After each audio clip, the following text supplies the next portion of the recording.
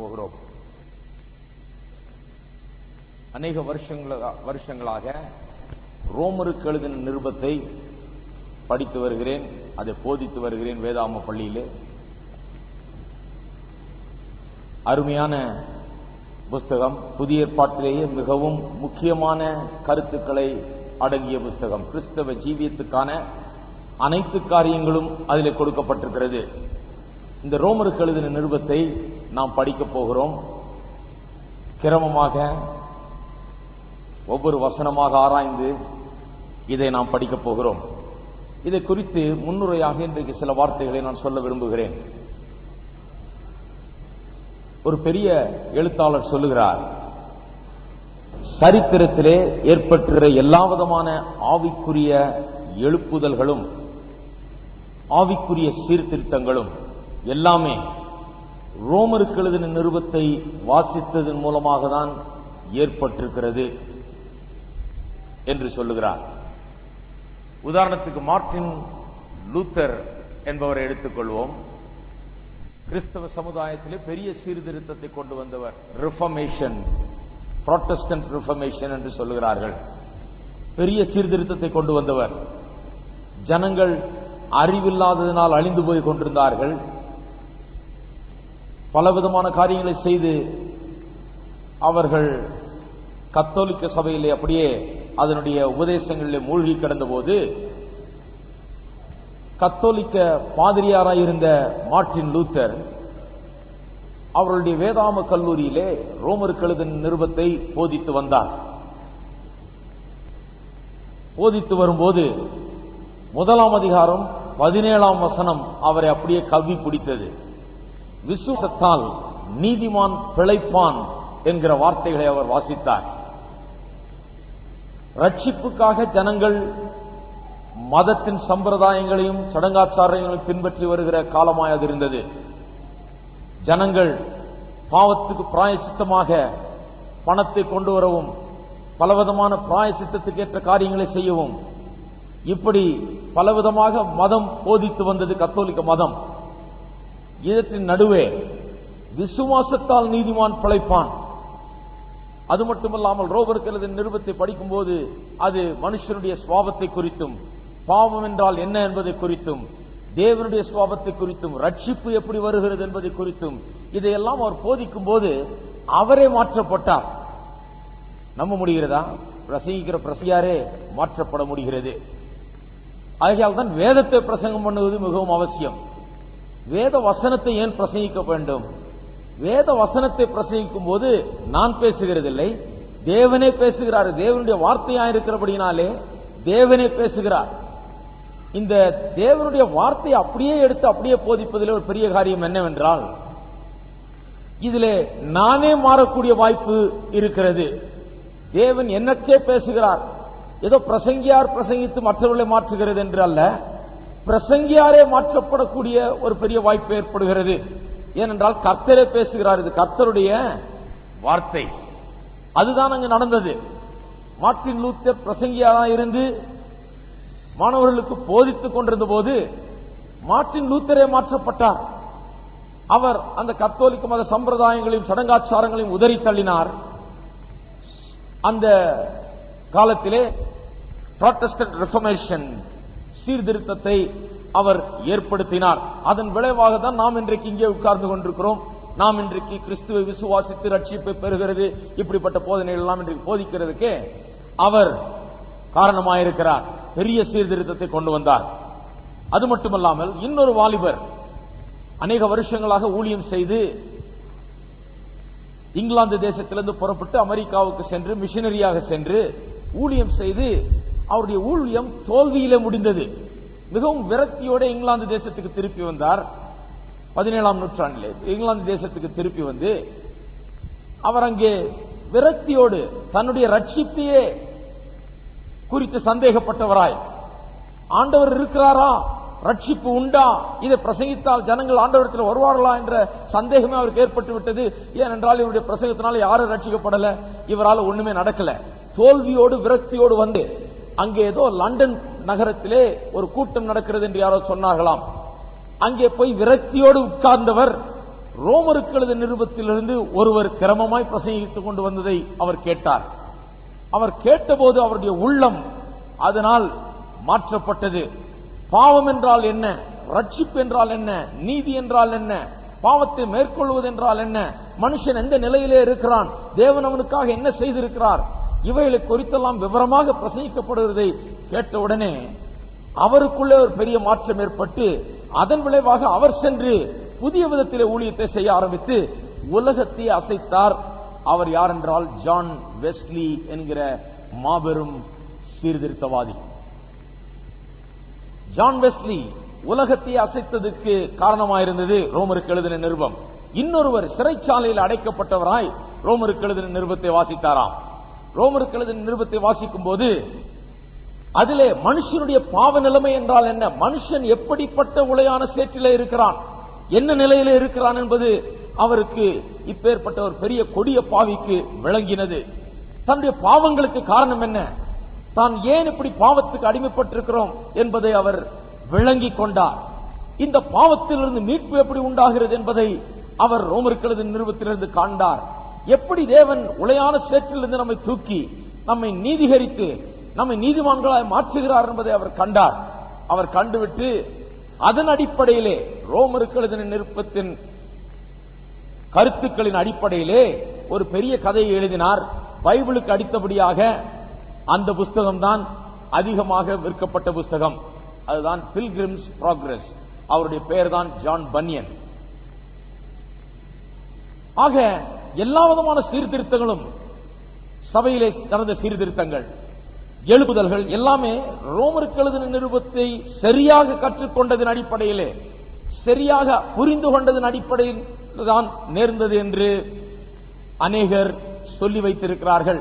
இதனுடைய முக்கியத்துவத்தை நாம் நிச்சயமாய் அறிந்து கொள்ள வேண்டும். ரோமாபுரியில் உள்ள சபைக்கு அப்போஸ்தலனாகிய பவுல் எழுதுகிறார். ரோமாபுரியிலே சபை எப்படி வந்தது என்பதை சற்று நாம் சிந்தித்து பார்க்க வேண்டும். ரோமாபுரிக்கு எந்த அப்போஸ்தலனும் சென்றதில்லை. ரோமாபுரியிலே சபை எப்படி வந்திருக்க வேண்டும்? அநேகர் சொல்லுகிறார்கள் பேதுரு போய் ஆரம்பித்தார் என்று எல்லாம் சொல்லுகிறார்கள். அப்படி கிடையாது. ரோமாபுரிக்கு எப்படி சபை வந்தது என்றால் அதற்கு ஒன்றெண்டு விளக்கங்கள் தரப்படுகிறது. முதலாவது என்ன, பெந்தேகோஸ்தே நாளிலே யூதர்கள் பல இடங்களிலிருந்து வந்து எருசலேம் நகரத்தில் கூடினார்கள். அங்கே அப்போஸ்தலர்கள் பரிசுத்த ஆவியினால் நிரப்பப்பட்ட போது ஆயிரக்கணக்கான மக்கள் அதை பார்க்க வந்து இந்த வினோதமான காரியத்தை கண்டு ஆச்சரியப்பட்டு நின்றார்கள். பேதுரு அங்கே பிரசங்கித்தார். அங்கே அநேகர் கிறிஸ்துவண்டையில் வந்தார்கள். ரோமாபுரி என்பது ஒரு பெரிய எல்லாரும் செல்லக்கூடிய நகரமாயிருந்தது. அங்கே வர்த்தகமும் மற்ற எல்லா காரியங்களும் வெகு விமரிசையாய் நடந்து கொண்டிருந்த காலம். All roads lead to Rome என்று அந்த காலத்திலே சொல்லிக் கொண்டிருந்தார்கள்.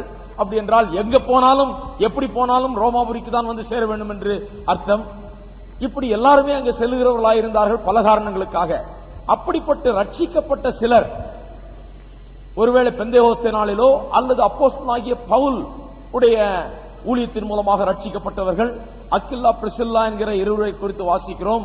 அப்போஸ்தலனாகிய பவுலின் மூலமாய் கிறிஸ்துவண்டையில் வந்தவர்கள். அவர்கள் ரோமாபுரியிலிருந்து பல காரணங்களால் அவர்கள் வந்தவர்கள் சுவிசேஷத்தை கேட்டு பவுல் அப்போஸ்தலனால் போதிக்கப்பட்டு ரட்சிக்கப்பட்டு கர்த்தருக்குள் நடத்தப்படுகிறார்கள். அவர்கள் ஒருவேளை திரும்பி சென்றிருக்கலாம், சுவிசேஷத்தை எடுத்து சென்றிருக்கலாம். எப்படியோ அங்கு பல இடங்களில் சுவிசேஷத்தை கேட்ட குடும்பங்கள் மற்றும் தனிப்பட்ட நபர்கள் அங்கே சென்று அங்கே ஒரு சபையாக அது உருவாகிறது. பல இடங்களிலே அவர்கள் சந்தித்து சபைகள் அங்கே உருவாயிற்று, அங்கே நடந்து கொண்டிருந்தது. இந்த நிருபத்தை எழுதுகிறவர் அப்போஸ்தலனாகிய பவுல். அவர் ஆரம்பத்திலே கிறிஸ்துவை எதிர்த்தவர், கிறிஸ்துவை எதிர்த்து போராடி கிறிஸ்தவர்களை கொல்ல நினைத்தவர். அவர்களை பிடித்து அவர்களை குற்றஞ்சாட்டி அவர்களை தீர்த்து கட்டுவதே அவருடைய வேலையாயிருந்தது. ஆனால் அற்புதமான விதத்திலே அவர் ரட்சிக்கப்பட்டார். அற்புதமான விதத்திலே அவர் சத்தியத்தை கண்டார். இயேசு அவரை வழியிலே சந்தித்தார். அவர் மாற்றப்பட்டு அவர் அந்த ரட்சிப்பின் அனுபவத்தை பெற்ற பிறகு மிகவும் ஆழமான விதத்திலே இதை குறித்து அவர் எழுதுகிறார். ஏனென்றால் இவரை எதை எதிர்த்தவர், இதற்கு எதிர்த்து போராடினவர், இதை மிகவும் கடுமையாக விமர்சித்தவர், இயேசுவை வெறுத்தவர். இவர் இயேசுவை நேசிக்க காரணம் என்ன? இவர் இயேசுவை நம்ப காரணம் என்ன? இவர் இந்த சுவிசேஷத்துக்கு அடிமைப்பட்டிருக்க காரணம் என்ன? ஆகையால் தான் எவ்வளவுக்கு எவ்வளவு இதை எதிர்த்தாரோ அவ்வளவுக்கு அவ்வளவு இதை விளக்கி, இன்னும் ஆழமாக விளக்கி, இந்த சுவிசேஷத்தை ஏன் அவர் விசுவாசிக்கிறார், இந்த இயேசு ஏன் தெய்வம் என்று அவர் விசுவாசிக்கிறார் என்பதை இன்னும் விளக்கி ஆழமாக ரோமருக்கு எழுதின நிருபத்திலே சொல்லுகிறார். நான் முதல் 7 வசனங்களை வாசிக்கிறேன், நாம் கவனிப்போம். இயேசு கிறிஸ்துவின் ஊழியக்காரனும் அப்போஸ்தலனாகும்படி அழைக்கப்பட்டவனும் தேவனுடைய சுவிசேஷத்திற்காக பிரித்தெடுக்கப்பட்டவனுமாகிய பவுல், ரோமாபுரியில் உள்ள தேவ பிரியரும் பரிசுத்தவான்களாகும்படி அழைக்கப்பட்டவர்களும் ஆகிய அனைவருக்கும் எழுதுகிறதாவது, நம்முடைய பிதாவாகிய தேவனாலும் கர்த்தராகிய இயேசு கிறிஸ்துவினாலும் உங்களுக்கு கிருபையும் சமாதானம் உண்டாவதாக. இயேசு கிறிஸ்துவை குறித்து தேவன் தம்முடைய தீர்க்கதரிசிகள் மூலமாய் பரிசுத்த வேதாகமங்களில் முன்னே தம்முடைய சுவிசேஷத்தை பற்றி வாக்குத்தத்தம் பண்ணினபடி, கர்த்தராகிய இயேசு கிறிஸ்துவானவர் மாம்சத்தின்படி தாவீதின் சந்ததியில் பிறந்தவரும் பரிசுத்தமுள்ள ஆவியின்படி தேவனுடைய சுதன் என்றும் மரித்தோரிலிருந்து உயிர்த்தெழுந்ததினாலே பலமாய் ரூபிக்கப்பட்ட தேவகுமாரனுமாயிருக்கிறார். அவர் சகல ஜாதிகளையும் அவர்களுக்குள் இயேசு கிறிஸ்துவினால் அழைக்கப்பட்டவர்களாகிய உங்களையும் தமது நாமத்து நிமித்தம் விசுவாசத்துக்கு கீழ்ப்படிய பண்ணும் பொருட்டு எங்களுக்கு கிருபையும் அப்போஸ்தல ஊழியத்தையும் அருளி செய்திருக்கிறார். துவக்கத்திலேயே அநேக காரியங்களை அப்போஸ்தலனாகிய பவுல் சொல்லுகிறார். இங்கே அப்போஸ்தலனாகிய பவுல் சுவிசேஷத்தால் எந்த அளவுக்கு மாற்றப்பட்டிருக்கிறார் என்பதை குறித்து இந்த முதல் பகுதியிலே நாம் பார்க்க போகிறோம். The Apostle Paul and the effects of the gospel on the Apostle Paul. சுவிசேஷம் அவர் எவ்வளவாய் பாதித்திருக்கிறது, சுவிசேஷம் அவர் எவ்வளவு மாற்றி இருக்கிறது என்பதை குறித்து இங்கே அவர் சொல்லுகிறார். முதலாவது அவர் சொல்லுகிறது என்ன? கிறிஸ்துவின் ஊழியக்காரன். இந்த ஊழியக்காரன் என்ற வார்த்தை நமக்கு இன்றைக்கு புதிய ஏற்பாட்டு கிறிஸ்தவர் மத்தியிலே, இன்றைக்கு இருக்கிற கிறிஸ்தவர் மத்தியிலே வித்தியாசமான அர்த்தத்தை உடையதாக இருக்கிறது. ஊழியக்காரன் என்று சொன்னால் பாஸ்டர் அல்லது இவாஞ்சலிஸ்ட் அல்லது ஒரு பிரசங்கிக்கிறவர் என்கிற அர்த்தத்திலே நாம் எடுத்துக்கொள்கிறோம். அது நல்லதுதான், அதிலே ஒன்று தவறு கிடையாது. ஆனால் இங்கே ஊழியக்காரன் என்று சொல்லுகிறது இன்னும் ஆழமான அர்த்தத்தோடு சொல்லப்பட்டிருக்கிறது. ஊழியக்காரன் என்கிற வார்த்தை கிரேக்க மொழியிலே டூலாஸ் என்கிற வார்த்தையிலிருந்து வருகிறது. அதற்கு உண்மையான மெய்யான அர்த்தம் என்னவென்றால் அடிமை. அடிமை. அவர் என்ன சொல்லுகிறார்? இயேசு கிறிஸ்துவுக்கு நான் அடிமையா இருக்கிறேன். வெறும் ஊழியக்காரன் அல்ல, ஏதோ பிரசங்கிக்கிறேன் அல்ல, ஏதோ நான் பாஸ்டராக நியமிக்கப்பட்டிருக்கிறேன் என்றல்ல, அப்போஸ்தலன் என்றல்ல, நான் அடிமையாய் அவருக்கு இருக்கிறேன் என்று அப்போஸ்தலனாகிய பவுல் சொல்லுகிறார். எப்படி இவர் அடிமையானார்? இவருடைய பாஷை, இவர் சொல்லுகிற விதம் அன்றைய கிறிஸ்தவர்களுக்கு நன்றாக புரிந்திருக்கும். ஏனென்றால் அந்த காலத்தில் யூதர்கள் மத்தியிலே ஒரு பழக்கம் இருந்தது. ஒருவன் கடன் பட்டால், அந்த கடனை திருப்பி தர முடியாமல் அவன் அவதிப்பட்டால் அவன் அடிமையாகி விடுகிறான். யாரிடத்தில் கடனை வாங்கினானோ அவனுக்கு அடிமையாகி விடுகிறான். ஆனால் அடிமையாகி விட்டதனால் அவன் வாழ்நாள் முழுக்க அடிமையாக இருக்க வேண்டும் என்ற அவசியம் இல்லை. 7 வருஷங்களுக்கு அவன் அடிமையாயிருக்கிறான். 7வது வருஷம் வரும்போது அவன் விடுதலை செய்யப்படுகிறான். அவன் மறுபடியும் சுதந்திரவாளியாய் அவன் பிரிந்து செல்லலாம் எஜமானை விட்டு. இப்படி கடன்பட்ட அடிமையானவன், கடனை கொடுக்க முடியாமல் அடிமையானவன் 7ஆம் வருஷம் எப்பொழுது வரும் என்று காத்துக் கொண்டிருப்பான். அநேக நேரத்திலே 7வது வருஷம் என்று வந்தவுடன் அவனுக்கு விடுதலை. அநேகர் சந்தோஷமா இந்த விடுதலை பெற்று அவர்கள் தங்கள் வெளியே போய்விடுவார்கள். ஆனால் சிலர் அந்த 7ஆம் வருஷம் வந்த பிறகு போக மனதில்லாதவர்களாய், தங்களுடைய எஜமான் மிகவும் நல்லவராய் இருந்தபடினாலே அவர் நன்றாய் கவனித்துக் கொண்டார், உடைகளை கொடுத்தார், தங்க இடத்தை கொடுத்தார், ஆகாரத்தை கொடுத்தார், அன்போடு நடத்தினார், தேவைகள் எல்லாம் சந்தித்தார். இவர் நல்ல எஜமான், இவரை விட்டு நான் ஏன் போனோம்? நான் தனியா போய் சுதந்திரமா இருந்தால் நான் போய் ரொம்ப கஷ்டப்படுவேனே, தனியாக எனக்கு வாழ தெரியாதே, தனியாக எனக்கு வாழ்ந்து பழக்கம் இல்லாமற் போயிற்றே, 7 வருஷமாக இவரை சார்ந்து நான் வாழ்ந்து விட்டேனே, இனி எப்படி நான் தனிமையாக வாழ்வது என்று எண்ணி அநேக அடிமைகள் அந்த 7 வருஷம் முடிஞ்ச பிறகு போய்விடலாம் என்கிற வாய்ப்பு வந்த பிறகும் கூட போகாமல் அவர்கள் எஜமானிடத்தில் சென்று, நான் உம்மிடத்திலேயே இருக்க விரும்புகிறேன், தொடர்ந்து உமக்கு அடிமையாகவே நான் இருந்து விடுகிறேன், நான் போக விரும்பவில்லை என்று சொல்வார்களாம். அப்படி சொல்லுகிறவனை கொண்டு சென்று ஒரு கதவண்டையில கொண்டு சென்று அவனை காதை வைத்து அந்த காதிலே ஒரு துளையை போட்டு காதை குத்தி அந்த அதிலே ஒரு அடையாளமாக ஒன்றை போடுவார்கள். இது இப்படி காது குத்தப்பட்டு அதில் அடையாளமாக ஒன்றை போட்டுக் கொண்டிருக்கிறவன், காதிலே கடுக்கன் போல ஒன்றை போட்டுக் கொண்டிருக்கிறவன், அவன் போகிற இடமெல்லாம் ஒன்றை அறிவிக்கிறான். என்ன அறிவிக்கிறான்? எனக்கு இருக்கிற எஜமான் ரொம்ப அன்பானவர், இவரை எஜமானாக நான் தெரிந்து கொண்டேன். இப்பொழுது நான் அடிமையாக இருக்க வேண்டிய அவசியம் இல்லை, ஆனால் என்னுடைய விருப்பப்படி நான் இவருக்கு அடிமையாக இருக்கிறேன். ஏனென்றால் அவர் நல்லவர், அவர் அருமையானவர், இவரை போல ஒரு எஜமான் இருக்க முடியாது, இவரிடத்திலிருந்து நான் போக விரும்பவில்லை என்பதை, அந்த ஆண்டவருடைய குணாதிசயங்களை, அவர் எப்படிப்பட்டவர் என்பதை அவன் எல்லாருக்கும் அறிவிக்கிறான் இந்த காதில கடுக்கன் மூலமாக. எனக்கு ஞாபகம் இருக்கிறது, வேதாகம் பள்ளியில் நான் படித்துக் கொண்டிருந்த காலத்திலே சார்ல்ஸ் ஜார்மன் என்று ஒரு பெரிய பிரசங்கியார் வந்தார். அவருடைய கதை பெரிய கதை. 40 வருஷமா ரேடியோல பிரசங்கம் பண்ணிருக்காரு, ஆனா இவரே ரட்சிக்கப்படல.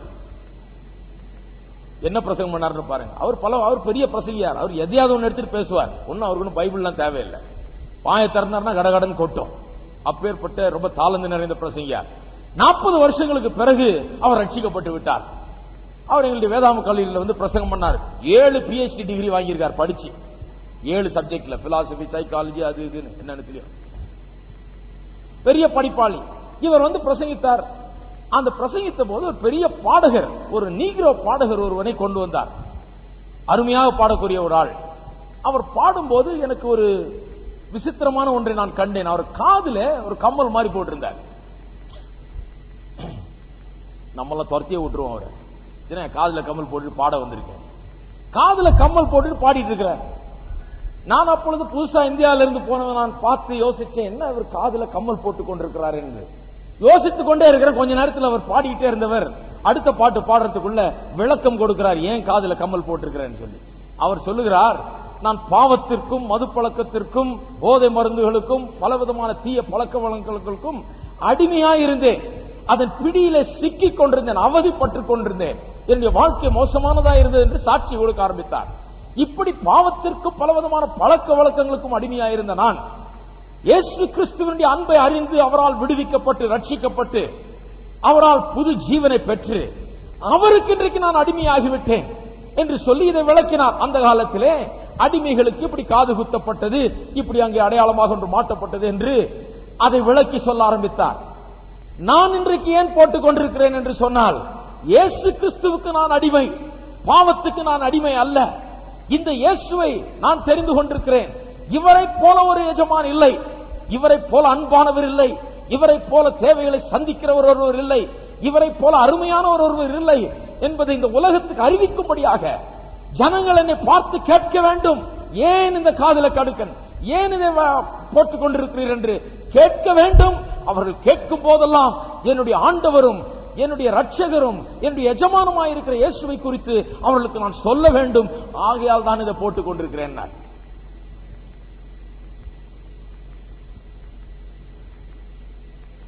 அப்போஸ்தலனாகிய பவுல் சொல்லுகிறார், நான் அவருக்கு அடிமையாகிட்டேன்,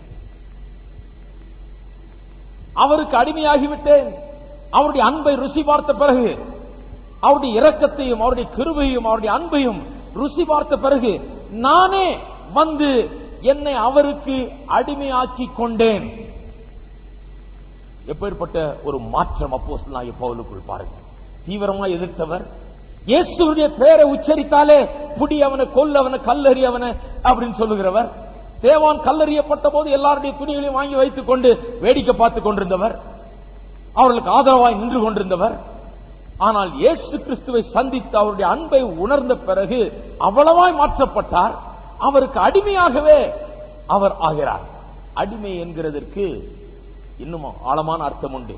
அடிமைக்கு தனக்கு சொந்த சித்தமே கிடையாது, அவன் தன்னுடைய எஜமானின் சித்தத்தை செய்கிறான். அவனுக்கு சொந்த விருப்பு வெறுப்புகள் ஒன்றும் கிடையாது.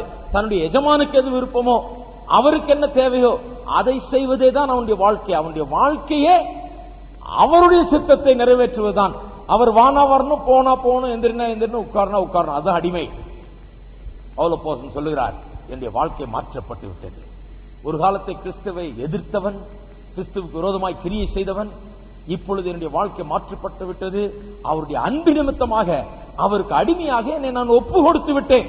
எத்தனை பேர் அப்படி ஒப்பு கொடுத்திருக்கீங்க உங்களை அவருடைய சித்தத்தை செய்யும்படியாக? பாருங்க, உண்மையான கிறிஸ்தவத்தின் முக்கியத்துவம் இதுதான். நாம் யாரையும் ஏதோ ஒரு மதத்தை பின்பற்ற சொல்லி அழைக்கிறது கிடையாது. எல்லாரும் வாருங்கள், கிறிஸ்தவர்களாகி விடுங்கள், ஞானஸ்நானம் பெற்றுக் கொள்ளுங்கள், பல மதங்களிலிருந்து நீங்கள் வந்து கிறிஸ்தவர்களாகி விடுங்கள் என்று சொல்லி நாங்கள் அழைக்கிறது கிடையாது. இயேசுவின் அன்பை பிரசங்கிக்கிறோம், இயேசுவை குறித்து பிரசங்கிக்கிறோம். ஜனங்கள் கிறிஸ்து யார் என்பதை உணர்ந்து கொள்ளுகிறார்கள், அதை ருசி பார்க்கிறார்கள். இப்படிப்பட்ட ஒரு தெய்வம் கிடையாது என்பதை உணர்ந்த பிறகு அவர்கள் தங்களை ஒப்பு கொடுக்கிறார்கள், அவர்களாகவே ஒப்பு கொடுக்கிறார்கள். கிறிஸ்தவ ஜீவியம் எப்பொழுது ஆரம்பிக்கிறது? யாரோ ஒருவர் கொண்டு வந்து ஏதோ தாத்தாவோ பாட்டியோ கொண்டு வந்து சபையில சேர்த்ததுனால கிறிஸ்தவ ஜீவியம் ஆரம்பிக்கிறது இல்ல. எப்படி ஆரம்பிக்குது?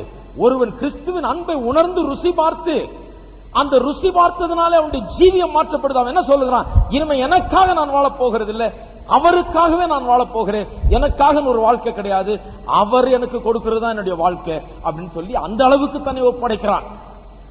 அப்படி எவ்வளவு பேர் இன்றைக்கு இருக்கிறார்கள்? அநேகர் கிறிஸ்தவ மதத்திலே இருக்கிறார்கள், ஆலயங்களுக்கு செல்கிறார்கள், பாடல்களை பாடுகிறார்கள், காணிக்கைகளை செலுத்துகிறார்கள், மெம்பரா இருக்கிறாங்க, எல்லாம் இருக்கிறாங்க. ஆனால் இப்படிப்பட்ட ஒரு அனுபவத்தை அவர்கள் பெற்றதில்லை. அடிமையானோம் என்று அவர்களால் சொல்ல முடியாது. அவர்கள் ஆலயத்துக்கு செல்லுகிறார்கள், காரியங்களை செய்கிறார்கள், ஆனால் பலவித காரியங்களுக்கு அவர்கள் அடிமையாயிருக்கிறார்கள். இயேசு அவர்களுடைய ஆண்டவராக, அவர்களை ஆளுகை செய்கிறவர்களாக, இவர்கள் அவருக்கு அடிமையாக இருக்கிறதாக தெரியவில்லை. அவர்கள் பல பாவங்களுக்கும் பலவிதமான காரியங்களுக்கும் அடிமையாயிருக்கிறார்கள். அது கிறிஸ்தவ வாழ்க்கை கிடையாது, அது கிறிஸ்தவமே கிடையாது. சிலர் சொல்றாங்க, என்னையா கிறிஸ்தவரா இருந்துட்டு இப்படிலாம் பண்றாங்களே, அது கிறிஸ்தவங்களே கிடையாது. அவர்கள் உண்மையான கிறிஸ்தவர்களே கிடையாது. மெய்யான கிறிஸ்தவர்கள் யார்? தங்களை இயேசுவுக்கு அடிமையாக்கி கொண்டவர்கள், பாவத்துக்கும் பலவிதமான பழக்க வழக்கங்களுக்கும் அடிமையாயிருந்தவர்கள். இப்பொழுது இயேசுவுக்கு அடிமையாகி கொண்டு தங்கள் சுய விருப்பத்தினாலே அவரை பின்பற்றுகிறவர்கள். தங்களுக்கு சுய விருப்பம் இப்ப ஒன்றும் கிடையாது. அவருடைய விருப்பத்தை நிறைவேற்றுகிறவர்கள், அவருடைய சித்தத்தையே மேலாக நினைக்கிறவர்கள். அப்படிப்பட்டவர்கள் தான் உண்மையான மெய்யான கிறிஸ்தவர்கள். நாம் ஒவ்வொருவரும் அப்படி இருக்கிறோமா?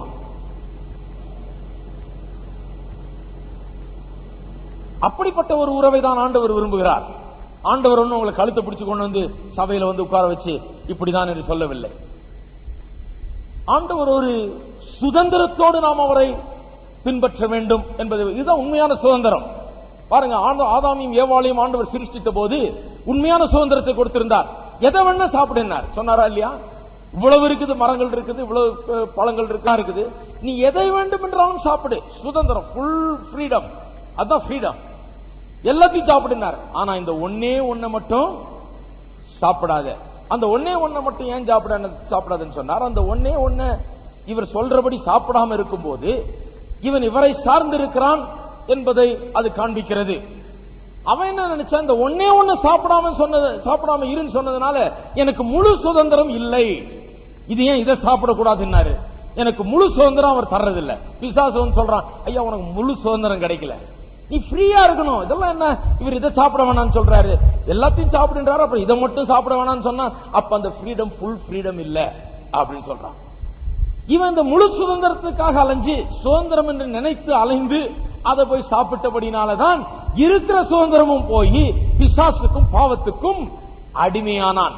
இன்னைக்கு உலகம் எதை சுதந்திரம் நினைக்கிறதோ அது உண்மையாகவே சுதந்திரமே கிடையாது. நாம என்ன நினைக்கிறோம்? சுதந்திரம்னா நான் நினைச்சதெல்லாம் செய்யறதுதான் சுதந்திரம். அப்படிப்பட்ட சுதந்திரம் கிடைச்சா என்ன ஆகிறது?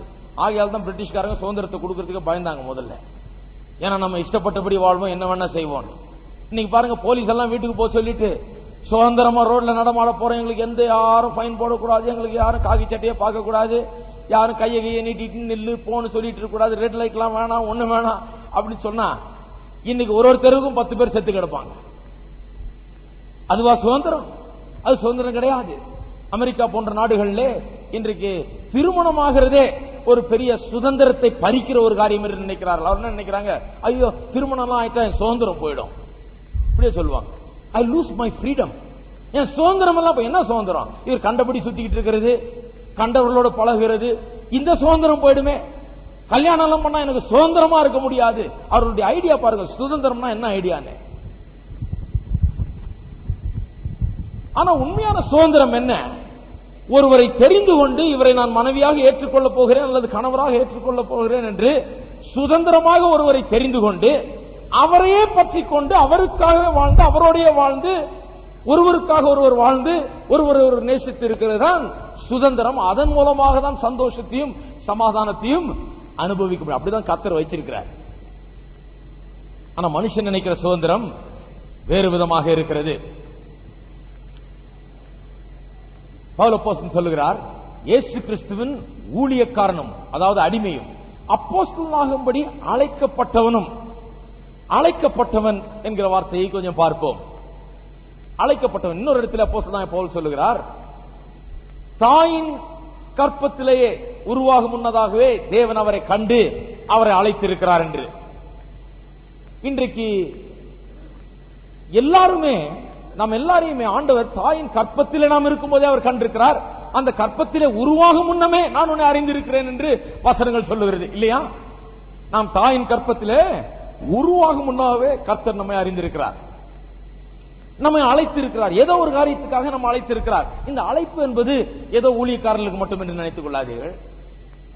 ஏதோ அப்போஸ்தலர்களுக்கும் தீர்க்கதரிசிகளுக்கும் பிரசங்கியார்களுக்கும் மற்ற போதகர்களுக்கும் பாஸ்டர்களுக்கும் இவர்களுக்கு தான் அழைப்பு என்று நினைத்து எல்லாருமே ஒன்றுக்காக அழைக்கப்பட்டிருக்கிறீர்கள். நீங்கள் எல்லாரும் ஒன்றுக்காக அழைக்கப்பட்டு, சிலர் டாக்டரா இருக்கிறீங்க, ஆசிரியர்களா இருக்கிறீங்க, மற்றவர்கள் பல விதமான தொழில் இருக்கிறீங்க, வியாபாரத்தில் இருக்கிறீங்க. எல்லாருமே சில காரியங்களுக்காக அழைக்கப்பட்டிருக்கிறீர்கள். கர்த்தருடைய அழைப்பு உங்களிலே இருக்கிறது. தாயின் கற்பத்திலே நீங்கள் உருவாகும் முன்பதாகவே அவர் உங்களை அழைத்திருக்கிறார். பவுல் அப்போஸ்தலன் அப்படிதான் சொல்லுகிறார். மோசேயை பற்றி அப்படிதான் வேதத்திலே சொல்லுகிறது. அவர் பிறக்கும் போதே இந்த பிள்ளை கர்த்தருக்கேற்ற பிள்ளை என்று தெரிந்தது என்று. எரேமியாவை குறித்து அப்படிதான் சொல்லப்பட்டிருக்கிறது. அவர் தாயின் கற்பத்தில் இருக்கும் போதே அதற்கு முன்பதாகவே கர்த்தர் அவர் அறிந்தார் என்று. யாக்கோபை குறித்தும் அப்படிதான் சொல்லப்பட்டிருக்கிறது. சிம்சோன், சாமுவேல், யோவான் ஸ்நானகன், இப்படி பல தேவனுடைய மனிதர்களை குறித்து குறிப்பாக சொல்லப்பட்டிருக்கிறது. என்ன? தாயின் கற்பத்தில் அவர் உருவாகும் முன்னதாகவே கர்த்தர் அவர்களுக்காக ஒரு நோக்கத்தை வைத்திருக்கிறார், அவர்களை அழைத்திருக்கிறார் கர்த்தர் என்று திட்டவட்டமாக வெளிப்படுகிறது. ஆனால் கர்த்தர் அழைத்திருந்தால் அதை எப்படி நாம் தெரிந்து கொள்வது? கர்த்தர் என்னை அழைத்திருக்கிறார் எப்படி எனக்கு தெரியும்? கர்த்தர் என்னை ஊழியத்துக்கென்று அழைத்திருக்கிறார், இப்படிப்பட்ட ஊழியத்துக்கென்று கர்த்தர் என்னை அழைத்திருக்கிறார். எப்படி எனக்கு தெரியும் கர்த்தர் என்னை ஊழியத்துக்கென்று அழைத்திருக்கிறார் என்று? இன்றைக்கு மற்றவர்கள் சொல்றதை கேட்டா எப்படி சொல்றாங்க? நான் படுத்துக் கொண்டிருந்தேன், திடீரென்று தேவதூதன் ஒருவர் வந்தார், சகோதரனே நீ அழைக்கப்பட்டிருக்கிறாய் என்றார். உடனே நான் போய் அடுத்த நாளே வேலையை ராஜினாமா செய்துவிட்டு பையை மாட்டினேன், பைபிளை தூக்கினேன், பிரசங்கம் பண்ணேன். சரி, அவர்களுக்கு ஒருவர் கர்த்தர் காட்சி அளித்திருக்கலாம், சொல்லி இருக்கலாம், தேவதூதன் வந்திருக்கலாம், சத்தத்தை அவங்க கேட்டிருக்கலாம். எல்லாருக்கும் அப்படி நடந்துகிட்டு இருக்குது. இதெல்லாம் கேட்டுட்டு நான் அந்த காலத்தில் நான் நினைப்பது உண்டு, கர்த்தர் அழைச்சிருக்கிறாரா இல்லையா? இந்த மாதிரி நான் தேவதூதனையும் கண்டதில்லை, வானத்துக்கும் ஏறினதில்லை, பாதாளத்துக்கும் இறங்கினதில்லை, சத்தத்தையும் கேட்டதில்லை. இது என்ன, நம்ம இதெல்லாம் ஒண்ணும் கேட்டதே இல்லையா? இவங்க எல்லாம் அப்ப பெரிய விசேஷமானவர்கள், நம்ம எல்லாம் ஒண்ணும் இல்லையா? கர்த்தர் என்னை அழைச்சாரா அழைக்கலையா? இப்படி பலவிதமான சந்தேகம். நான் அழைக்கப்பட்டிருக்கிறேனா இல்லையா என்று அந்த காலத்தில் நினைப்பது உண்டு. ஆனால் அதன் பிறகு நான் ஒன்றை அழைப்பை குறித்து ஒன்றை கற்றுக்கொண்டேன். அது என்னவென்றால், கர்த்தர் நம்ம அழைப்பது முதலாவதாக நம்மிடத்தில் ஒண்ணும் கிடையாது. நம்முடைய நற்கிரியை வைத்தோ, நாம் எவ்வளவு நன்றாக இருக்கிறோம் என்பதை வைத்தோ, நாம் எந்த குடும்பத்தில் பிறந்திருக்கிறோம், எப்படி வளர்ந்திருக்கிறோம், இதை வைத்தோ கர்த்தர் அழைப்பதில்லை. நாம் தாயின் கற்பத்தில் உருவாகும்போதாகவே கர்த்தர் தீர்மானங்களை போட்டு எல்லாவற்றையும் முன்னறிந்தவர் ஏற்கனவே நம்ம அழைத்து விடுகிறார். அதைத்தான் நாம் கிருபை என்று சொல்லுகிறோம். நமக்கு அதுக்கு சம்பந்தமே கிடையாது. நாம் ஏதோ ஒன்று பண்ணி சிறந்தவர்களா இருந்ததுனால கர்த்தர் ஆஹா எனக்கு நல்லா இது தெரியும் அது தெரியும், அப்படி பண்ணுவேன் இப்படி பண்ணுவேன், ஆகியால் தான் கர்த்தர் என்ன ஊழியத்தில் வைத்திருக்கிறார் யாரும் சொல்லவே முடியாது. அப்படி அழைக்கிறது இல்ல கர்த்தர். இந்த தாளந்துகள் இப்படிப்பட்ட திறமைகள் எல்லாம் வெளிப்படுவதற்கு முன்னதாகவே, தாயின் கற்பத்தில் நான் உருவாகும் முன்பதாகவே கர்த்தர் என்னை கண்டு என்னை அழைத்திருக்கிறார். ஆனா எனக்கு அது எப்படி தெரியும்? எல்லாருக்கும் கர்த்தரை தேவதூதனை அனுப்பி வானத்திலிருந்து சத்தத்தை உண்டாக்கி சொல்லிக்கிட்டு இருக்கிறது இல்ல. எனக்கு அது எப்படி தெரியும்? அழைக்கப்பட்டவர்களுக்கு உள்ளாக அந்த அழைப்பை நோக்கி ஒரு உந்துதல் இருக்கும். அவர்கள் எதற்காக அழைக்கப்பட்டார்களோ அந்த அழைப்பை நிறைவேற்றுவதற்காக அவர்களுக்கு உள்ளான ஒரு உந்துதல் இருக்கும். முதலாவது பவுல் அப்போஸ்தலன் சொல்லுகிறார், நான் பிரசங்கிக்காவிட்டால், சுவிசேஷத்தை பிரசங்கிக்காவிட்டால் எனக்கு ஐயோ, ஏன்? அது ஆண்டவர் அவருக்குள்ள வச்சிருக்கிறார். நான் பிரசங்கம் பண்ணியே ஆகணும், நான் பிரசங்கம் பண்ணலாம் தொலைஞ்சேன், அதற்காக நான் அழைக்கப்பட்டிருக்கிறேன், நான் பிரசங்கிக்காவிட்டால் எனக்கு ஐயோ என்கிறார். உள்ளான ஒரு உந்துதல். எரேமியா சொல்லுகிறார், தேவனுடைய வசனம் எனக்குள்ளாக, என்னுடைய இருதயத்துக்குள்ளாக அடைக்கப்பட்டிருக்கிறது. அது அடைக்கப்பட்ட நெருப்பை போல இருக்கிறது. நெருப்பை உள்ள போட்டு அடைச்சு வச்சா அப்படி இருக்கும், சூடு தாங்காது. இதை திறந்து நான் விடணும், அவருடைய வார்த்தையை நான் பிரசங்கிக்க வேண்டும். பிரசங்கிக்காமல் இருக்க முடியாதே. I have fire in my bones, என்னுடைய எலும்புகளிலே அக்கினி பற்றி கொண்டே எரிகிறது என்கிறார் எரேமியா. நான் பேசாம இருக்க முடியாதியா? இந்த சூட்டை வெளியே விடணும், இல்லன்னா நான் முடிஞ்சு போச்சு, என்னால இருக்க முடியாது, நான் பிரசங்கித்தே ஆக வேணும்ன்றார். ஒரு நீக்ரோ பிரசங்கியார் அமெரிக்காவிலே, வயதான பிரசங்கியார், பெரிய படிப்பெல்லாம் ஒண்ணும் கிடையாது, ஆனா தேவனுடைய காரியங்களை ஆழமாய் அறிந்து வைத்திருக்கிறவர். ஒரு நாள் ஒருத்தர் பிரசங்கம் பண்ணார் அவர் சபையில. பிரசங்கம் பண்ணவர் பிரசங்கம் பண்ணும் போதே இவர் தெரிஞ்சுக்கிட்டாரு, கர்த்தரால் அழைக்கப்பட்டவர் இல்ல போல இருக்கு. முடிஞ்ச உடனே கேட்டாராம் அவர், அவருக்கு இங்கிலீஷ் சரியா வர, நீக்கிற காலம் இங்கிலீஷ் வேற மாதிரி பேசுவாங்க, கொஞ்சம் கீழ்த்தரமான ஆங்கிலமாக இருக்கும், அது ரொம்ப கிராமட்டிக்கலா ரொம்ப ப்ராப்பரா இருக்காது. அவர் சொன்னாராம், were you sent or did you just went ன்னு கேட்டார். நீ அனுப்பப்பட்டீரா இல்ல நீயே கிளம்பி வந்துட்டியான்னு கேட்டார் அந்த பிரசங்கியார. ஏன் கர்த்தர் உன்னை அனுப்புனாரா, உன்னை அழைச்சாரா, இல்ல நீயே?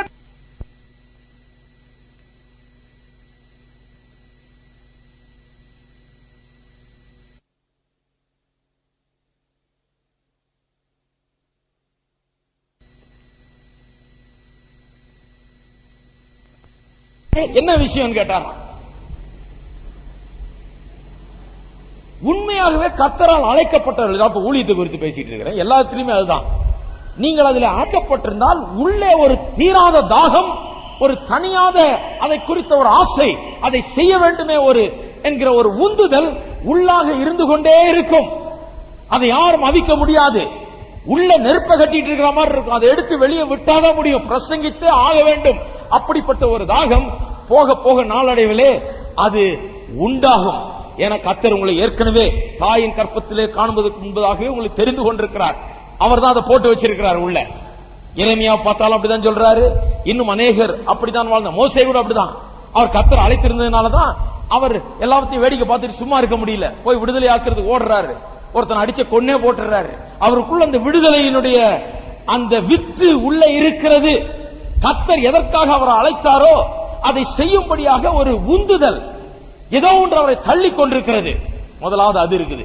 இரண்டாவது என்ன, கர்த்தர் நம்ம எதுக்காக அழைத்தாரோ அதை நாம் செய்யத்தக்கதாக அதற்குரிய ஆற்றலையும் அறிவையும் ஞானத்தையும் கிருபைகளையும் திறமைகளையும் கர்த்தர் நமக்கு தருகிறார். கர்த்தர் நமக்கு தருகிறார். நாம் செய்யவே முடியாதுன்னு நினைச்சதை செய்யும்படியாக கர்த்தர் நமக்குள்ளாக ஆற்றலையும் கிருபையும் நமக்குள்ளாக வளர்க்கிறார். ஏனென்றால் அந்த காரியத்துக்காக நம்ம அழைத்திருக்கிறார். உள்ளிருந்து தள்ளி கொண்டு இருக்கிறது மட்டுமில்லாமல், ஆசையை ஏற்படுத்துகிறது மட்டுமில்லாமல், அப்படிப்பட்ட காரியங்களை செய்வதற்கென்று கிருபையும் ஆற்றலையும் திறமையும் நமக்குள்ளாக நம்ம அறியாமலே சில நேரத்தில் வளர்கிறது. அது தெய்வாதீனமாய் வளர்கிறது, தேவனுடைய கிருபையினால் அது வளர்கிறது. தேவன் அப்படிப்பட்ட வாய்ப்புகளை நமக்கு ஏற்படுத்தி தருகிறார். நான் என்னுடைய சொந்த அனுபவத்தை உங்களோட அன்றைக்கு பகிர்ந்து கொண்டேன். வேதாம கல்லூரியில் இருக்கும்போது எப்படி நான் பிரசங்கம் பண்ண ஆரம்பிச்சேன். பிரசங்கம் பண்ண ஆரம்பிச்சதே எனக்கு என்ன பொறுத்த வரைக்கும் பார்த்தா ஒரு பெரிய ஆக்சிடென்ட் மாதிரி தான். நான் எங்கேயோ போய் எங்கேயோ உட்கார்ந்துட்டு இருந்தேன். கடைசியில ஒரு பெண்கள் கூட்டத்தில் போய் அங்க உட்கார்ந்து அந்த 10 அம்மாமாருங்க வந்திருக்காங்க. ஒரு அம்மா எந்திரிச்சு திடீர்னு பிரசங்கம் பண்ணுது. நான் இது வரைக்கும் வாழ்நாள்ல ஒரு பிரசங்கம் பண்ணதே கிடையாது. பிரசங்கம் பண்ணுது. ஆனா தெய்வாதீனமா அதுக்கு முன்னாலதான் கொஞ்ச நாள் நோபலுக்கு எழுதின நிருபத்தை ஒரு பிரசங்கம் பண்ணினது டேப்ல அப்படியே கேட்டேன். அதை போல ஒரு போதனை நான் கேட்டதே கிடையாது. அதை கேட்டு கேட்டு கேட்டு அப்படியே ஒரு ஸ்பஞ்சை எடுத்து ஒரு தண்ணியில போட்டு ஊர்னா அப்படி இருக்கும், அது போல ரோமர்ல முழுகிட்டேன். நான் பிரசங்கம் பண்ண எந்திரிச்சேன். எந்திரிச்சு வாயை திறந்தா ஃபுல்லா ரோமர் 1ஆம் அதிகாரம் தான் வருது. கடகட கடகட கடகட வருது. 10 நிமிஷம் பிரசங்கம் பண்ணேன். அப்பதான் பிறகுதான் எனக்கு விளங்கினது, ஆண்டவர் என்ன அதற்காக ஆயத்தம் பண்ணி கொண்டிருந்தார். என்னை பிரசங்கம் பண்ணும்படியாக அழைத்த ஆண்டவர், அவருக்கு தெரியும் நான் பிரசங்கமே பண்ணதில்லைன்னு, எனக்கு அந்த கிருபையும் திறமையும் கிடையாதுன்னு தெரியும். அந்த கிருபையும் திறமையும் எனக்கு வளர்க்கத்தக்கதாக எனக்கு வாய்ப்புகளை ஏற்படுத்தி கொடுத்து எனக்கு அதற்குரிய கிருபைகளை கொடுத்து திறமைகளை கொடுத்து என்னை அவர் வளர்க்கிறார். எனக்கே தெரியல அது அவர் வளர்க்கிறார் என்று. மூன்றாவதாக, அப்படி திறமைகளும் கிருபைகளும் உள்ளே வளர்கிறது, வாய்ப்புகள் ஏற்படுகிறது, கர்த்தர் அழைத்த காரியத்தை நிறைவேற்றும்படியாக நாம் உருவாகிறோம். மூன்றாவதாக, மற்றவர்கள் அதை அங்கீகரிக்கிறார்கள்.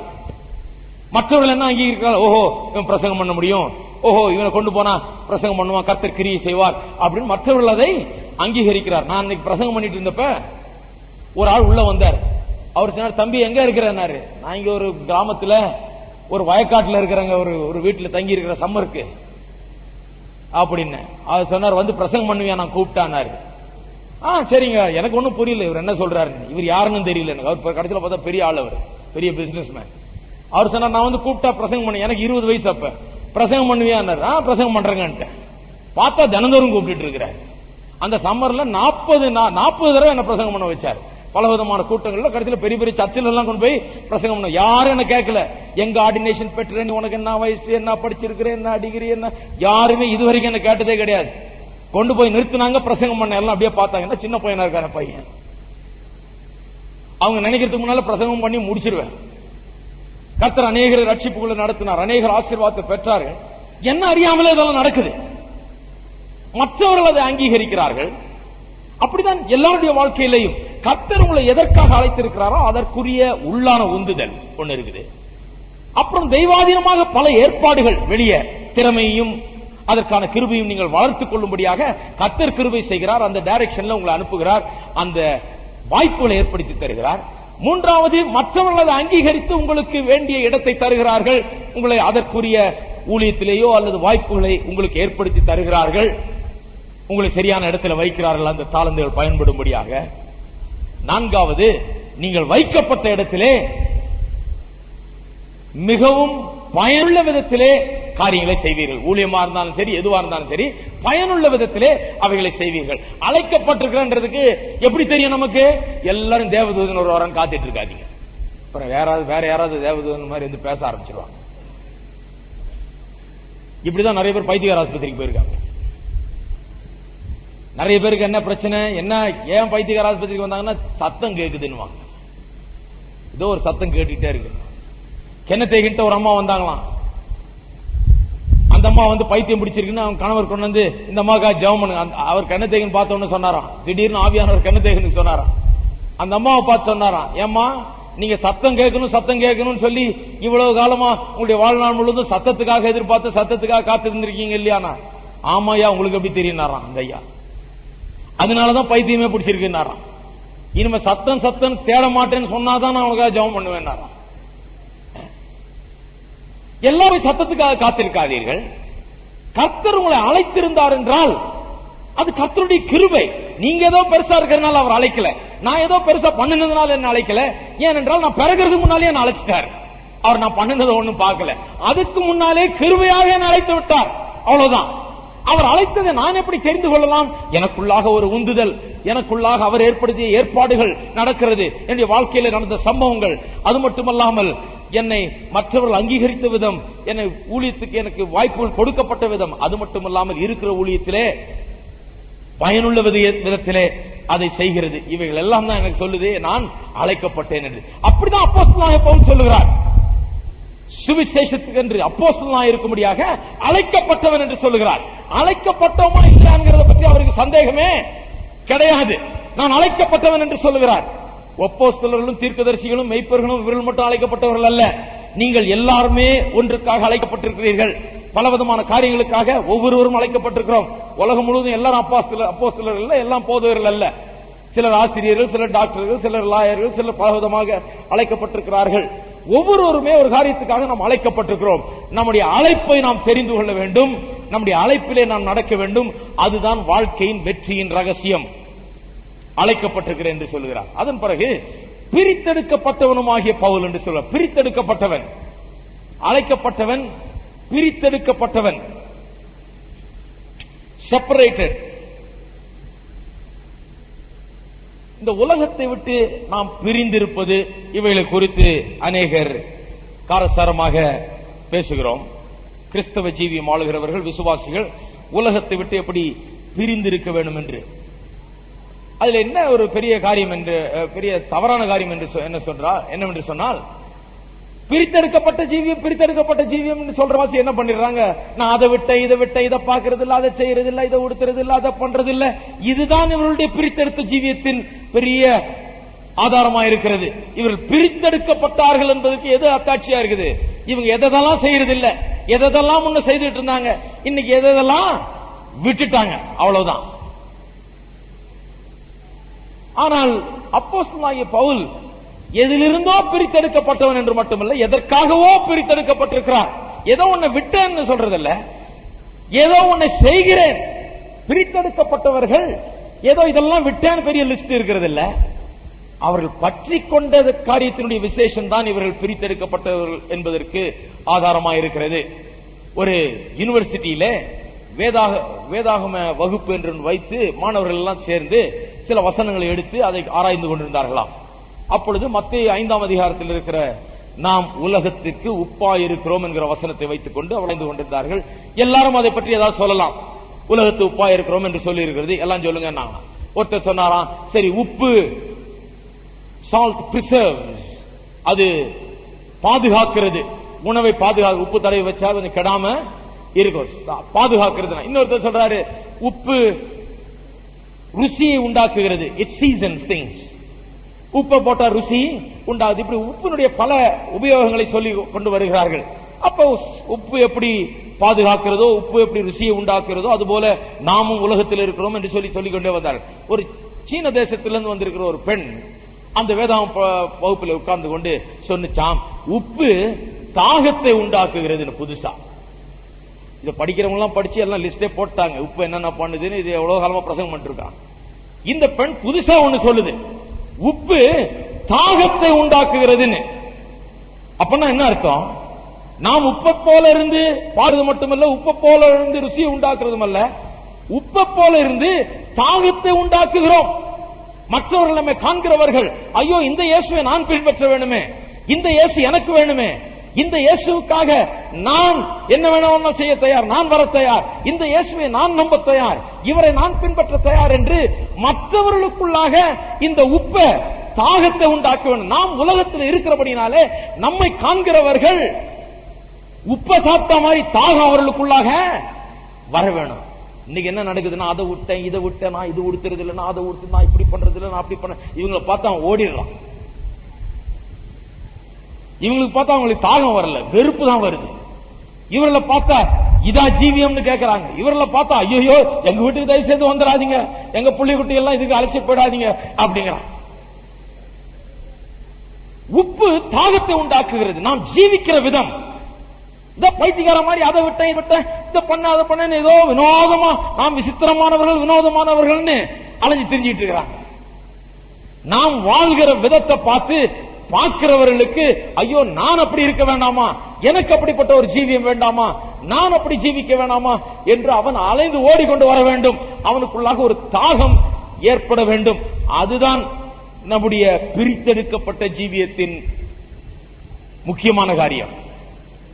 இந்த பிரித்தெடுக்கப்பட்ட ஜீவியத்தை பார்த்து எல்லாம் ஓடக்கூடாது. இந்த பிரித்தெடுக்கப்பட்ட ஜீவியத்தை பார்த்து ஓடி வரணும், தாகம் ஏற்பட வேண்டும். இப்பேற்பட்ட சந்தோஷம், சமாதானம், நிம்மதி, இப்படிப்பட்ட காரியங்கள் எனக்கு தேவையாயிருக்கிறதே என்று சொல்லி அவர்கள் ஓடி வர வேண்டும். இந்த செப்பரேட்டட் என்கிற வார்த்தை கிரேக் மொழியிலே ஒரு வார்த்தையிலிருந்து வருகிறது. அந்த வார்த்தையிலிருந்து தான் ஆங்கில மொழியிலே நமக்கு ஹரைசன் என்கிற வார்த்தை வருது. ஹரைசன் ஹரைசன் என்று சொன்னால் ஒரு உச்சியில ஏறி நின்று இப்படியே பார்த்தோம் என்றால் வானமும் பூமியும் ஒன்னா சேர்ற மாதிரி தெரியும். எங்கேயோ ஒரு தூரத்துல பூமியை முடிஞ்சிட்டா மாதிரி இருக்கும். ஒரு பெரிய சர்க்கிள், ஒரு பெரிய சுற்று நம்ம காணலாம். எல்ஐசி பில்டிங் மேல போய் நின்று பார்த்தீர்கள் என்றால் சென்னை பட்டணத்தையே பார்க்கலாம், பெரிய சுத்து. எங்கேயோ தூரத்துல பார்க்கும் போது அதோட முடிஞ்சது, அவ்வளவுதான், வானம் வந்து பூமியோட சேர்ந்துருது அப்படிங்கிறது போல தெரியும். ஆனால் அது அப்படி அல்ல.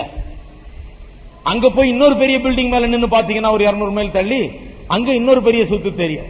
இன்னும் கொஞ்சம் தூரம் போய் இன்னொரு பெரிய பில்டிங் மேல போய் சேர்ந்து பாத்தீங்கன்னா இன்னொரு பெரிய சுத்து தெரியும். பவுல் அப்போஸ்தலன் என்ன சொல்லுகிறார்? நான் முந்தி ஒரு விதமான பின்னணியில பிறந்து யூதனாக பிறந்து யூதனாக வளர்ந்து நான் தான் சரி, நான் தான் கரெக்ட் இப்படின்னு சொல்லி எல்லாவற்றையும் எதிர்த்து இப்படிப்பட்ட ஒரு சர்க்கிளையே பார்த்துக்கிட்டு நான் வளர்ந்து கொண்டு வந்தேன். அவ்வளவுதான் எனக்கு தெரிந்தது. ஆனால் நான் அதிலிருந்து பிடுங்கி எடுக்கப்பட்டு இன்னொரு உச்சியில கொண்டு வந்து வைக்கப்பட்டிருக்கிறேன். இப்பொழுது நான் புதிய காரியங்களை காண்கிறேன். இப்பொழுது கிறிஸ்து என்கிற அவருடைய அன்பின் அடிப்படையில் நின்று நான் எல்லாவற்றையும் கவனிக்கிறேன். எனக்கு எல்லாமே புதிதாக விளங்குகிறது என்று சொல்லுகிறார். நாம் பின்னணியில நமக்கு எல்லாருக்கும் ஒரு பின்னணி இருக்குது. நாம் எல்லாரும் ஒரு பின்னணியிலிருந்து வந்திருக்கிறோம். பலவிதமான மத பின்னணி, பலவிதமான கிறிஸ்தவத்திலேயே பலவிதமான பின்னணியிலிருந்து நாம் வந்திருக்கிறோம். நாம தான் கரெக்ட், நாம தான் இதுன்னு நினைச்சிட்டு இருக்கிறோம். ஆனால் கிறிஸ்துவை ஏற்றுக்கொண்டு கிறிஸ்துவுக்குள்ளாக நாம் வரும்போது நம்முடைய நோக்கமே மாறுகிறது. நாம் பார்க்கிற விதமே மாறுகிறது. புதிய விதத்திலே நாம் காண்கிறோம். புதிய விதத்திலே காரியங்களை நாம் புரிந்து கொள்ளுகிறோம். அதுதான் அப்போஸ்தலனாகிய பவுலுக்கு நடந்திருக்கிறது. அவர் சொல்லுகிறார், என் வாழ்க்கையை மாற்றப்பட்டு விட்டது. நான் இப்பொழுது வேற ஒரு இடத்திலிருந்து பார்க்கிறேன். எனக்கு எல்லாமே வேற விதமாய் தெரிகிறது. கிறிஸ்துவை எதிர்த்தவன், பகைத்தவன், அவரை பின்பற்றினவர்களை அடித்தவன், துன்புறுத்தியவன், இப்படிப்பட்டவன் இப்பொழுது முற்றிலுமாய் வேற விதமா பார்க்கிறேன். ஏனென்றால் ஒரு உச்சியிலிருந்து இன்னொரு உச்சிக்கு நான் வந்துவிட்டேன். இப்பொழுது நான் பார்க்கிற ஹரைசன், நான் பார்க்கிற இந்த சர்க்கிள் வித்தியாசமாயிருக்கிறது என்று அவர் சொல்லுகிறார். நான் அப்போஸ்தல ஊழியத்துக்கென்று பிரித்தெடுக்கப்பட்டிருக்கிறேன் என்று சொல்லுகிறார். ஏதோ ஒரு விதமான மரம் இருக்கிறதாம். அந்த மரம்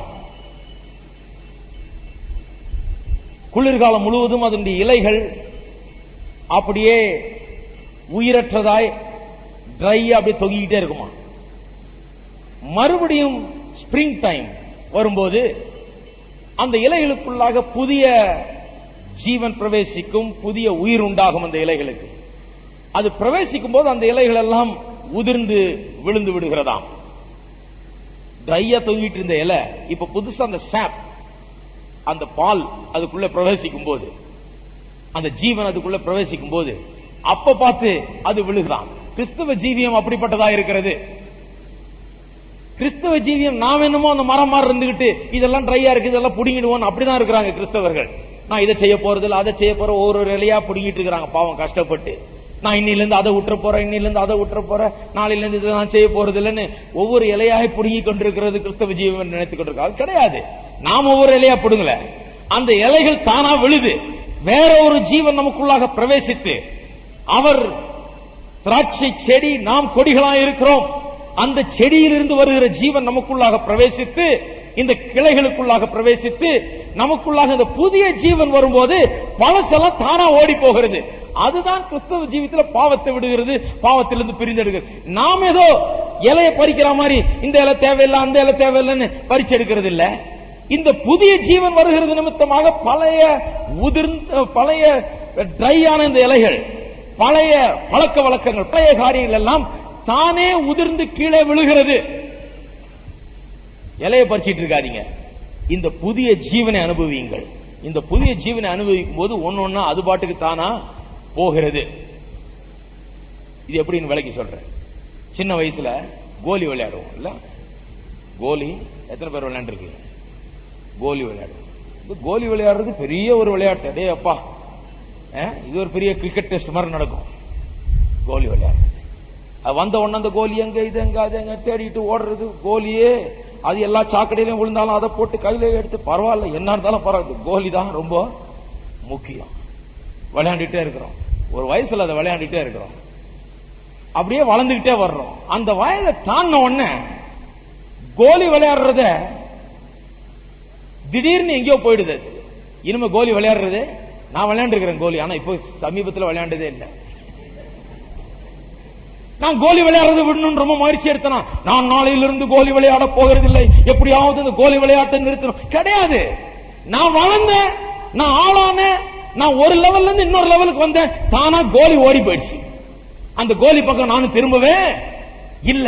இதுதான் கிறிஸ்தவ வாழ்க்கை. இதை புரிந்து கொள்ளாம நாம என்ன பண்றோம்? இதுக்கு இன்னும் 2 நாள் உபவாசம் போடு, இந்த கோலியை நிறுத்தி ஆகணும், இந்த கோலி ஆகவே ஆகாது, அப்படியாக்கு அப்படியாக்கு. இது எத்தனை சொன்னாலும் வழங்க போறது அந்த குழந்தைக்கு. அது குழந்தையா இருக்கும்போது கோலி விளையாடத்தான் செய்யும். அது சொன்னா உங்களுடைய தத்துவங்களும் உங்களுடைய காரணங்களும் காரியங்களும் புரியாது. இந்த கோலியை தூக்கி எரிஞ்சா போய் இன்னொரு கோலியை கடன் வாங்கிட்டு வந்து விளையாடும். ஆனால் அது வளர்ந்தால், அது ஆளானால், அந்த பருவத்தை தாண்டின உடனே தானா கோலியெல்லாம் பறந்துருது. அது போலதான் கிறிஸ்தவ ஜீவியம். நம் பாவ ஜீவியத்தில் இருக்கும்போது பல காரியத்தை செய்து வந்தோம், இயல்பா வந்தது. அதை தேடி நாடி ஓடணும், அப்படிதான் இருந்தோம். இப்ப அதை விடு விடு விடுன்னா அவன் பாவம் அதான் இருக்கிறான். ஆனா விடு விடு விடுனா விட முடியாம தானே இருக்கிறான். நீ விடு விடு விடுன்னா ஓடிய போயிடுவான். இது என்னப்பா எப்ப பார்த்தாலும் பார்க்கும் போது விடு விடு விடுன்றாரு. விடு விடு விடுன்னு சொல்றதுக்கு பதிலாக கர்த்தருடைய வசனத்தை போதித்து கர்த்தருடைய ஜீவன் அவனுக்குள்ள வந்து அவன் நாளுக்கு நாள் ஆவிக்குரிய ஜீவிதத்தில் வளரும் போது தானா இந்த காரியங்கள்லாம் அவனை விட்டு விழுந்து போவோம். எல்லாரும் ஒரு ஆமென் சொல்லுங்க. விழுந்து போமா போகாதா? அதுதான் கிறிஸ்தவ ஜீவியத்தின் மாற்றம். ஏதோ நம்ம ஏற்படுத்துற மாற்றம் அல்ல, இது கர்த்தர் ஏற்படுத்துகிற மாற்றம். இது அருமையான ஒரு காரியம். அதைத்தான் அப்போஸ்தலனாகிய பவுல் சொல்லுகிறார். அப்படி பிரிக்கப்பட்டேன் என்று சொல்லுகிறார், நான் அப்படி மாற்றப்பட்டேன் என்று சொல்லுகிறார். அப்படிப்பட்ட மாற்றம் தான் எனக்குள்ளாக உண்டாயிருக்கிறது என்று சொல்லுகிறார். டீ பேக்ல டீ பேக் உபயோகப்படுத்தி டீ குடிக்கிறது ரொம்ப இஷ்டம். இந்த டீ பேக் எடுத்து சுடுதண்ணியில் என்ன பண்றோம், போடுகிறோம்.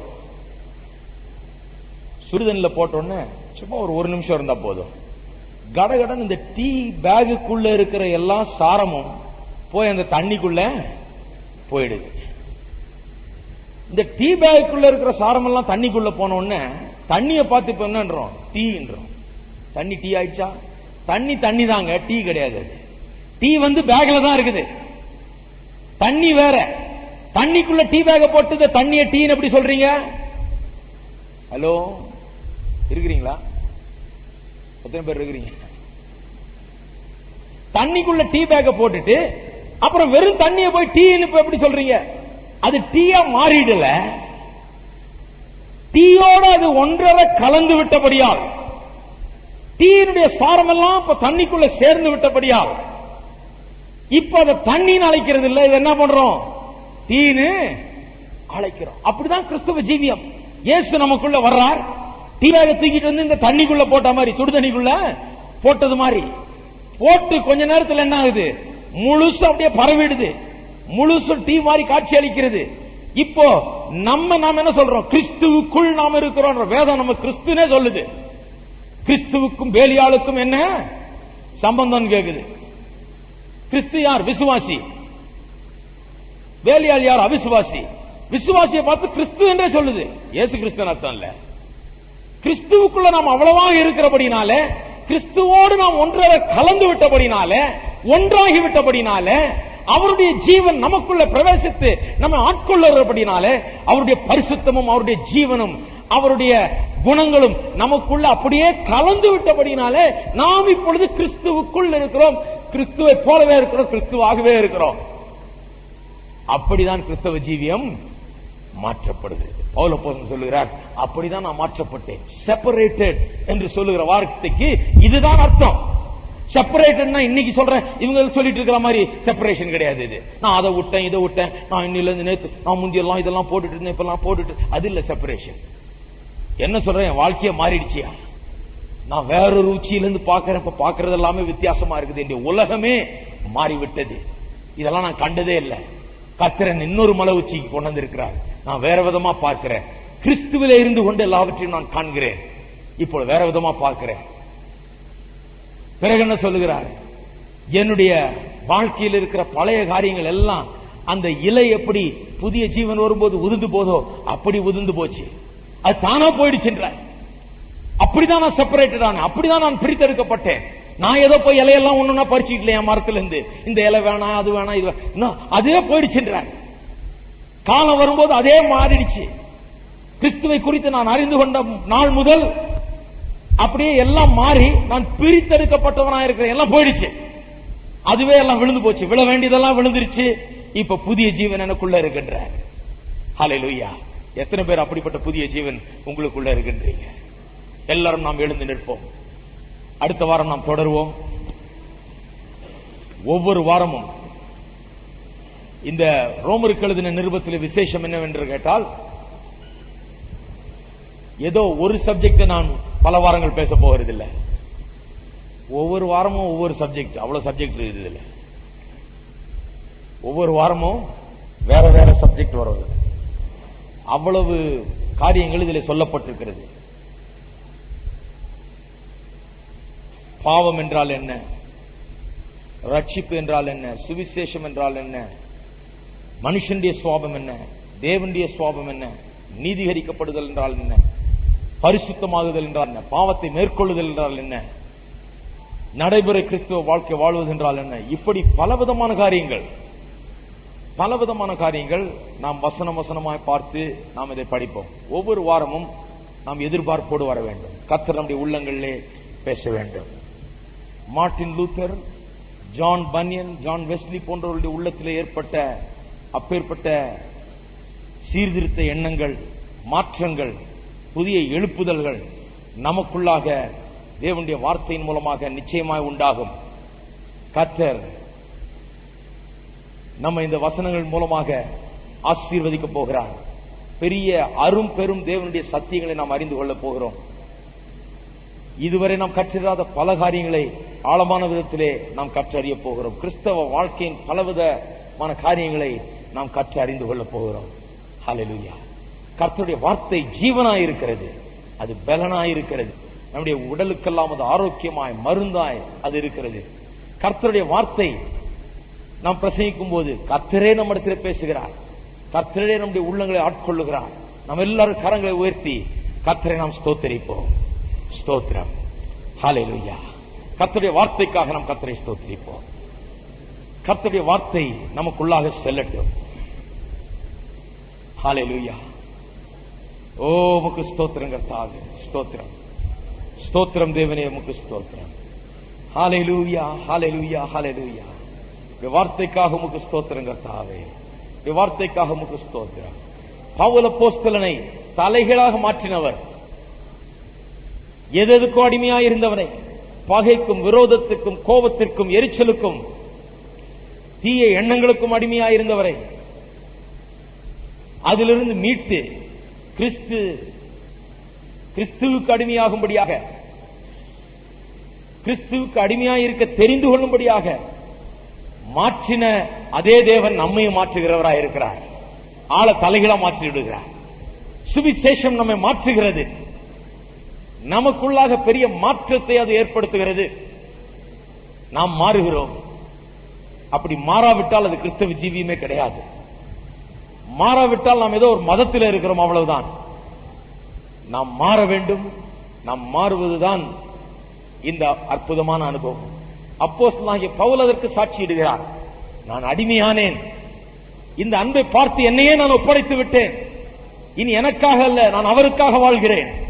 நான் அவருக்கு அடிமையாக இருக்கிறேன், கடமைப்பட்டிருக்கிறேன் என்று அவர் சொல்லுகிறார். அழைக்கப்பட்டவர் தன்னுடைய அழைப்பை அவர் அறிந்து கொண்டார். பிரித்தெடுக்கப்பட்டவர் தான் பிரித்தெடுக்கப்பட்ட விதம் என்ன என்பதை அறிந்திருக்கிறார். ஹல்லேலூயா.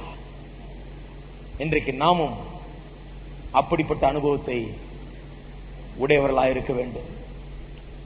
ரட்சிப்பின் அனுபவத்தை பெற்றிருக்க வேண்டும். இயேசுவை ரட்சகராக ஏற்றுக்கொண்டு வாழ்க்கை மாற்றப்பட்டவர்களாக பலவிதமான அடிமைத்தனத்திலிருந்து விலகி இயேசுவுக்கு அடிமையாக நாம் வாழ வேண்டும். அதிலே தான் சந்தோஷம், அதிலே தான் சமாதானம், அதிலே தான் மகிழ்ச்சி. அடிமைத்தனத்திலிருந்து நம்மை மீட்டுக் கொள்ளுகிற அவர் நம் மத்தியிலே இருக்கிறார். இன்றைக்கு நான் இயேசுவை ஏற்றுக்கொள்ள வேண்டும், இயேசுவினுடைய உள்ளத்திலே வர வேண்டும். அவருக்காக என்னுடைய வாழ்க்கையை நான் ஒப்புக் கொடுக்க விரும்புகிறேன். அவர் அண்டையில நான் வர விரும்புகிறேன். எனக்காக ஜெபியுங்கள் என்று சொல்லுகிறவர்கள் கைகளை உயர்த்தி காண்பியுங்கள். உங்களுக்காக நான் ஜெபிக்கிறேன். இயேசு அண்டை நான் வர விரும்புகிறேன். இயேசுவை நான் ஏற்றுக்கொள்ள விரும்புகிறேன். இயேசு அண்டையில நான் வர விரும்புகிறேன் என்று சொல்லுகிறவர்கள் கைகளை உயர்த்தி காண்பீர்கள். நன்றி, நன்றி, நன்றி. அப்படி விரும்புகிறவர்கள் அனைவரும் முன்னாடி அப்படி வந்து நில்லுங்க. ஒரு நிமிஷம் உங்களை சந்தித்து நான் உங்களுக்காக ஜெபிக்க விரும்புகிறேன். ஹல்லேலூயா. அற்புதமாக ஜீவியத்தை மாற்றுகிறவர், ஜீவியங்களை மாற்றுகிறவர் அவர். முன்னே எப்படி இருந்தோம் என்பது பிரச்சனையே இல்லை. நீங்கள் எப்படி இருந்தவர்களாக இருந்தாலும் இன்றைக்கு நம்மை புதிதாக மாற்றக்கூடியவர். இயேசு நல்லவர், அவர் வல்லவர். ஜீவியங்களை மாற்றக்கூடியவர். ஹல்லேலூயா, ஸ்தோத்திரம்.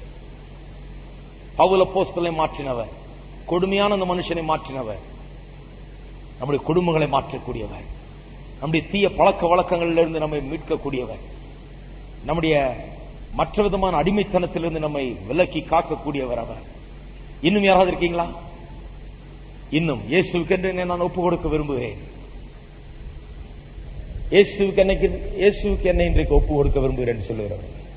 இன்னும் வரப்போகிற வாரங்களிலே பாவத்தை குறித்தும் மனுஷனுடைய சுவாபத்தை குறித்தும் இப்படிப்பட்ட காரியங்களை குறித்தும் எல்லாம் பேச போகிறோம். இயேசு கிறிஸ்துவை அறியாதவர்கள், சுவிசேஷத்தை அறியாதவர்களை கொண்டு வாருங்கள். சுவிசேஷத்தை மிகவும் விளக்கமாக பிரசங்கிக்க போகிறோம். நிறைய முறை இப்படிப்பட்ட வாய்ப்புகளை தருவோம். கிறிஸ்துவை ஏற்றுக்கொள்ளும்படியாக ஜனங்களை அழைப்போம். முதல் 3 அதிகாரங்களிலே அதிகமாக சுவிசேஷம் சொல்லப்படுகிறது. அதை விளக்கமாய் சொல்ல போகிறேன். எப்படி மனிதன் பாவத்துக்கு அடிமையாக இருக்கிறான், அதிலிருந்து அவனுக்கு வழி இல்லாமல் தவித்துக் கொண்டிருக்கிறான், அவனை ரட்சிக்க கிறிஸ்து இருக்கிறார் என்பதை விளக்கி நாம் சொல்லுவோம். ஹல்லேலூயா. பவுல் அப்போஸ்தலனை மாற்றினவர் உங்களை மாற்ற வல்லவராய் இருக்கிறார். அது விசுவாசிக்கிறீங்களா? கர்த்தர் உங்களை மாற்ற முடியுமா? இப்பொழுது நெஞ்சு கையை வைத்துக் கொள்ளுங்கள். இந்த ஜெபத்தை என்னோடு கூட சொல்லுங்கள். இது உங்களுடைய ஜெபம். நீங்க சொல்லுங்க. கர்த்தர் உங்கள் ஜெபத்தை கேட்கிறார். இந்த ஜெபத்தை பண்ண அந்த மாத்திரத்திலேயே இயேசு உங்களுக்குள்ளாக வருவார், உங்களுக்குள்ளாக வாசம் பண்ணுவார். அந்த மாத்திரத்திலேயே அவர் உங்கள் ஆண்டவராக இரட்சகராக இருப்பார். நீங்கள் அவரை பற்றிக் கொள்ளுங்கள், அவருக்காக ஜீவியுங்கள், உங்களை அவருடைய கையில ஒப்படையுங்கள். இனி உங்களுக்காக அல்ல, அவருக்காக ஜீவியுங்கள். நாம் எல்லாரும் இந்த ஜெபத்தை சொல்லுவோம். அன்பின் தேவனே, நல்ல சத்தமா சொல்லுங்க. அன்பின் தேவனே, இயேசுவின் நாமத்திலே உம்மண்டில வருகிறேன். பாவியாக வருகிறேன். இருக்கிற நிலைமையிலேயே நான் வருகிறேன். பவுலை மாற்றின தேவன், கொடிய மனிதர்களை மாற்றுகிறவர், அற்புதங்களை செய்கிறவர், நல்லவர், என்னை நேசிக்கிறவர் என்பதை அறிந்து வருகிறவர். என்னுடைய வாழ்க்கையிலே உம்முடைய அற்புதத்தை செய்தவர். எனக்கு மாற்றம் தேவை. நான் மாற்றப்பட வேண்டும். இயேசுவே, என்னை மாற்றியருளும். என்னையும் பவுல் அப்போஸ்தலனை போல எடுத்து முற்றிலுமாக மாற்றியருளும். கர்த்தாவே, உமக்கு அடிமையாக இருக்கும்படியாக உம்மண்டையில வருகிறேன். இனி ஒருபோதும் நான் பாவத்துக்கு அடிமை அல்ல. பாவத்தை ஜெயிக்கத்தக்க வல்லமையை நீர் எனக்கு தருகிறபடியால் உமக்கு ஸ்தோத்திரம். இன்று முதல் நீரே என் ஆண்டவர், என் தெய்வம், என் ரட்சகர். இயேசுவே, உம்மை ரட்சகர் என்று, ஆண்டவர் என்று அறிக்கை செய்கிறேன். எனக்காக மரித்தீர், எனக்குள் வாரும் ஆண்டவரே, எனக்கு வாசம் பண்ணும்.